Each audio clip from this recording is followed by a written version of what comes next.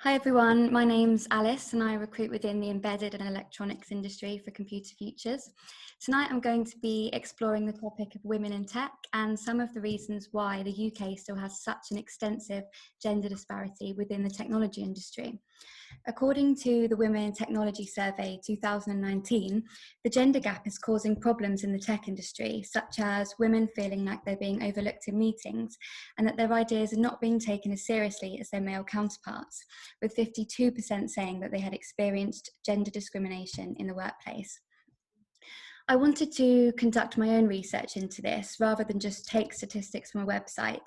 So I interviewed 5 female engineers and the correlation with all of their answers was astonishing.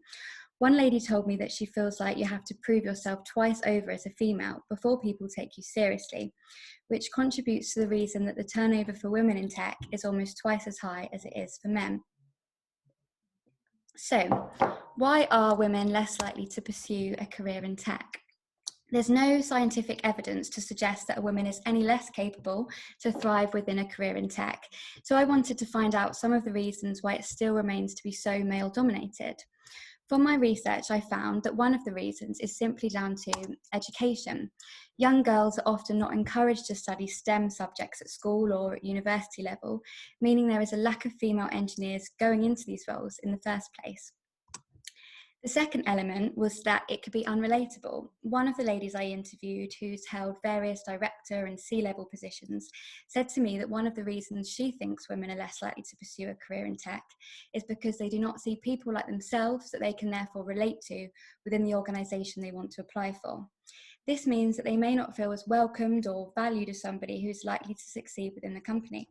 Whereas if there was already existing females working within the company and they promoted an equal workforce, women would be more likely to apply because they'd feel more accepted. And according to the Women in Tech survey, 88% of women would be drawn towards an organisation that speaks openly about diversity. The next one you've probably all heard of is because of the gender pay gap. Which has become a well-known issue within several industries, not just technology. The Equal Pay Act came in 50 years ago in 1970, yet around 78% of large tech organisations admitted to having a gender pay gap. It has been said that women earn up to 28% less than their male colleagues in the same tech roles. Also, only 5% of leadership positions of this industry in the UK are held by women, which shows to me that the gender gap in tech is not as simple as just employing more women. It's also about promoting women already in tech into senior leadership roles. Creating a more diverse workforce not only boosts global reputation, it ignites varied perspectives and attracts the best talent. Another factor starts at the selection process, where job interviews and even job adverts embody an unconscious bias towards men. Employers and recruiters like myself have to ask themselves, are these adverts inclusive? Are they making females want to apply for the role? The use of language can inadvertently deter women from applying.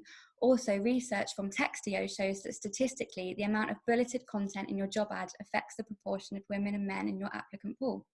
There's also research to show that men apply for a job when they meet only 60% of the qualifications, but women apply only if they meet 100% of them. I'm conscious of time, so if anyone would like any advice around job adverts, then please feel free to email me and I'll be happy to help with this. But the next aspect was around returners to work after maternity leave, sometimes known as the motherhood penalty. So the motherhood penalty is a term that was derived by sociologists where mothers encounter disadvantages in things like pay, perceived competence and benefits to childless women. There's also research to suggest that employers are more likely to hire men for management roles rather than women of childbearing age due to concerns that maternity leave could be just around the corner. When a woman has a baby, there are 2 options, to either return to work or stay at home. Some women will feel like they can't go back to work because they have to choose between their career and their child. This is because their company won't offer them the flexibility to do both. Because of this, there are plenty of women that have taken a career break, either because they've actively chosen to or because they felt like they've had no other choice, for many reasons such as affordable childcare. This means that there is a talent pool out there of women that have taken a break and, if given the right support, can return to work and add exceptional value to tech companies all over the UK. Some of the ways that we can overcome the motherhood penalty are Incorporating things like equal parenting, shared parental leave. Facebook now offer the exact same maternity package for men and women.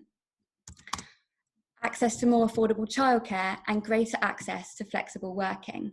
For example, remote working, because that means they're around for drop-offs and pickups.